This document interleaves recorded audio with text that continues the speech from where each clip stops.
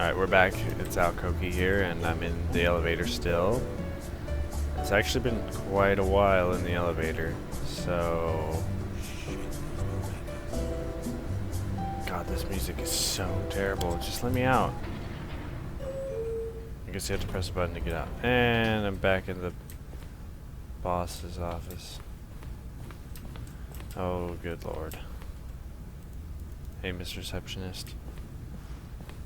Stepping into his manager's office, Stanley was once again stunned to discover not an indication of any human life. What could it mean? Stanley wondered aloud to nobody.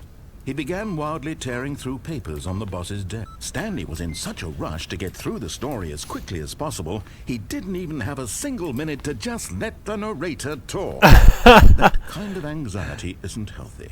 So he relaxed for a few moments with some calming new age music. Oh my gosh, really? Wow, this sucks. Oh my gosh. Game. Feeling soothed and rejuvenated, Stanley calmly walked forward into the opened passageway. Alright, back here again. Oh jeez, this is so crazy.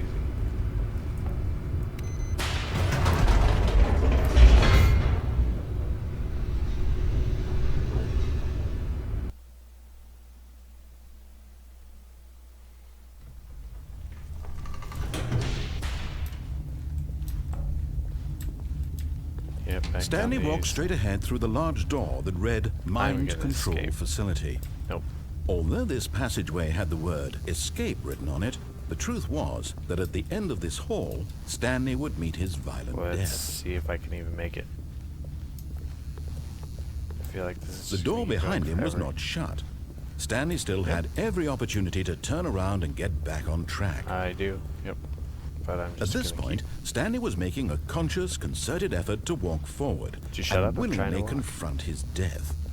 Trying to walk. What happens when I go down this? Oh god. I do die. Do I have to do this all over? Oh. What? As the machine whirred into motion and Stanley was inched closer and closer to his demise, oh boy. He reflected that his life had been of no consequence whatsoever. Let me out. Stanley can't see the bigger picture. He doesn't know the real story, trapped forever in his narrow vision of what this world is. Perhaps his death was of no great loss, Let me out. like plucking the eyeballs from a blind man. Let me So out. he resigned and willingly accepted this violent end to his brief and shallow life. Farewell, Stanley. Oh, good lord. Please don't kill me. What? Farewell, Stanley, cried the narrator, as Stanley was led helplessly into the enormous metal jaws. In a single visceral instant, Stanley was obliterated as the machine crushed every bone in his body, killing him instantly.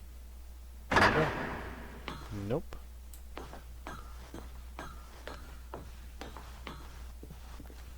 And yet it would be just a few minutes before Stanley would restart the game, back in his office, as alive as ever. What exactly did the narrator think he was going to accomplish? This is like Groundhog Day. When every path you can walk has been created for you long in advance, death becomes meaningless, making life the same. Do you see now? Do you see that Stanley was already dead from the moment he hit start? This is my office. This is my office right here. I can go down this hallway. Oh. This is like... I don't even know what this is.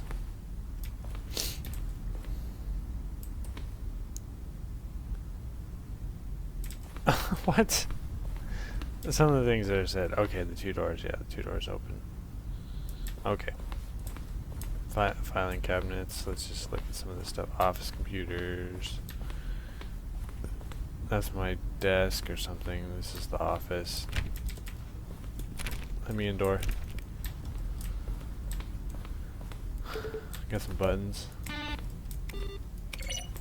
They all make funny noises. Alright, the credits. These are the people that made this. These are people that are just terrible people.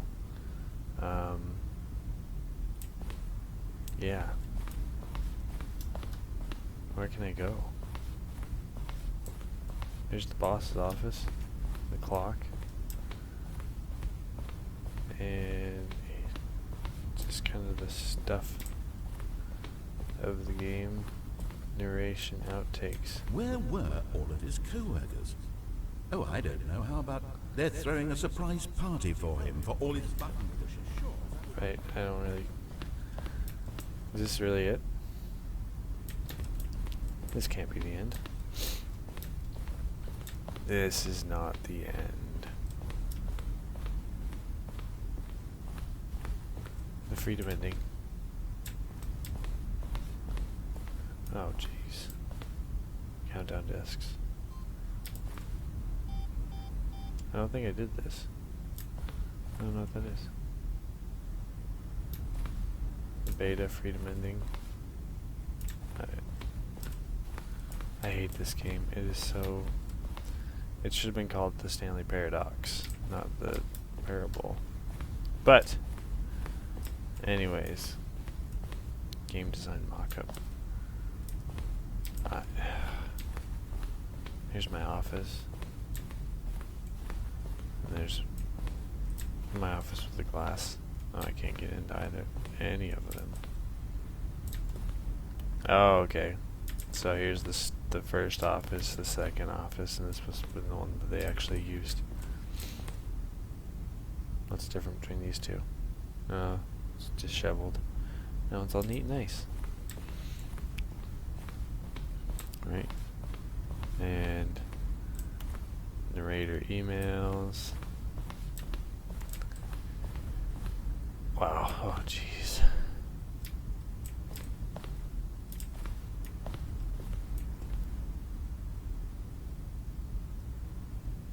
Wow.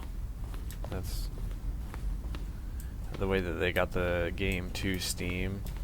It was explained there. Alright, so I think it's time to walk through that big doorway now that we've looked at all this stuff. Okay, actually I didn't look at this. This is the telephone. Apartment timer. Oh, huh. Cargo lift. Okay, this, yeah, it does look a little bit different.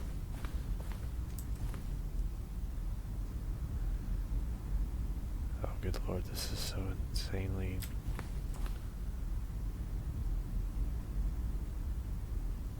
This is so insanely confusing. Even this part is weird. What?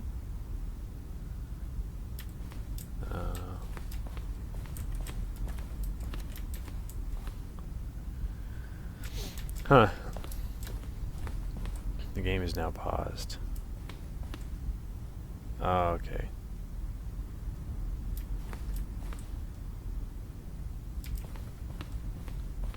Jeez, this is so confusing.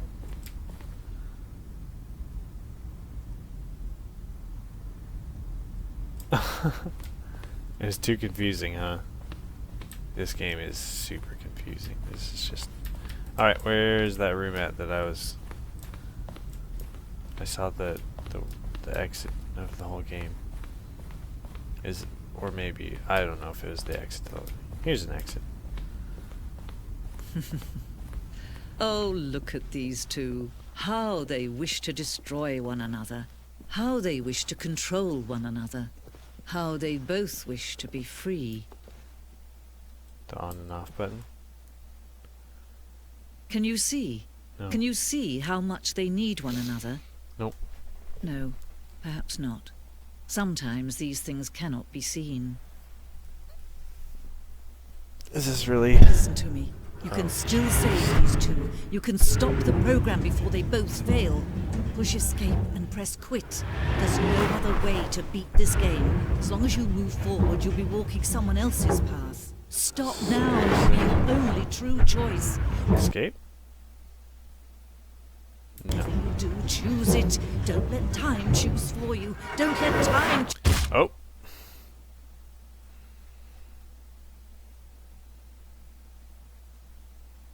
Really? Is that it? I think it's completely stopped. How do I... Can I escape? Wow, well that's interesting. Wow. Okay, I'm just gonna start over, I guess. So, I'm gonna take a break real quick though. And yeah, get back to you with the next part.